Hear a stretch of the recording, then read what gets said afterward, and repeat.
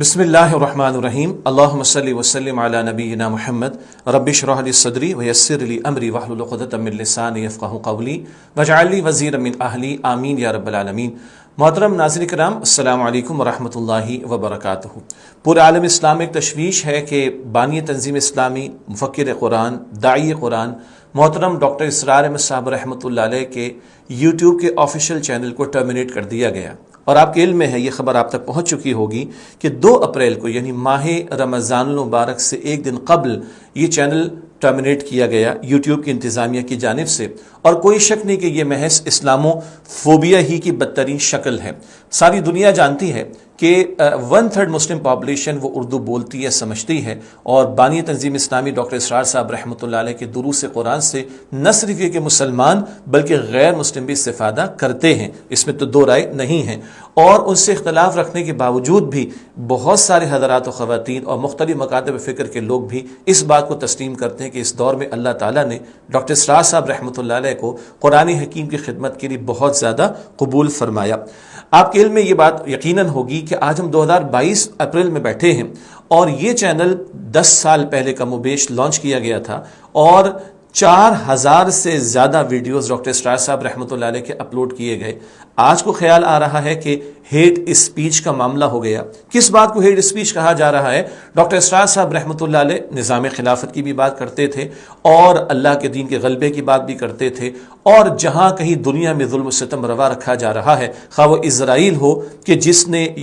فلسطین کے مسلمانوں پر ظلم و ستم کے پہاڑ توڑ رکھے ہیں، یا بھارت ہو کہ جہاں مسلمانوں پر زندگی اجیرن کر رکھی گئی ہے، وہ مظالم کے خلاف آواز بلند کرتے تھے، شاید اسی کی سزا دی جا رہی ہے، اور اسلامو فوبیا کا شکار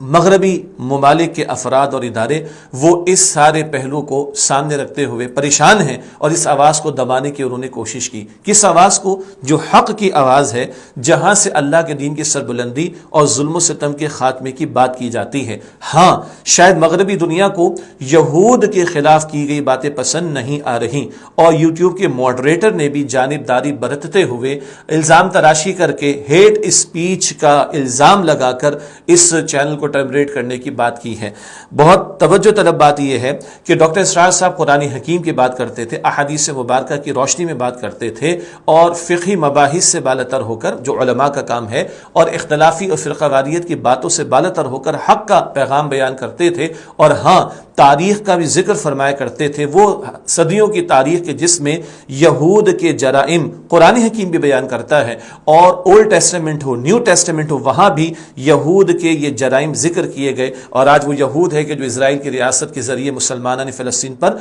برسوں سے ظلم و ستم کا پہاڑ توڑے ہوئے ہیں، اور ان کے لیے زندگی انہوں نے اجیرن کر رکھی ہے۔ چنانچہ کیا اگر آج اس بنیاد پر کہ اس ظلم کے خلاف آواز کو بلند کرنے کو ہیٹ اسپیچ کہا جا رہا ہے، تو اولڈ ٹیسٹمنٹ، نیو ٹیسٹمنٹ، ان سب پر پابندی لگا دی جائے گی؟ پھر غور طلب بات یہ ہے کہ اس سے آگے بڑھ کر یہ غور کیا جائے، ناروے کے اندر قتل و غارت گری ایک عیسائی شخص کرتا ہے، تو کیا اس کا الزام عیسائیت پر لگایا گیا؟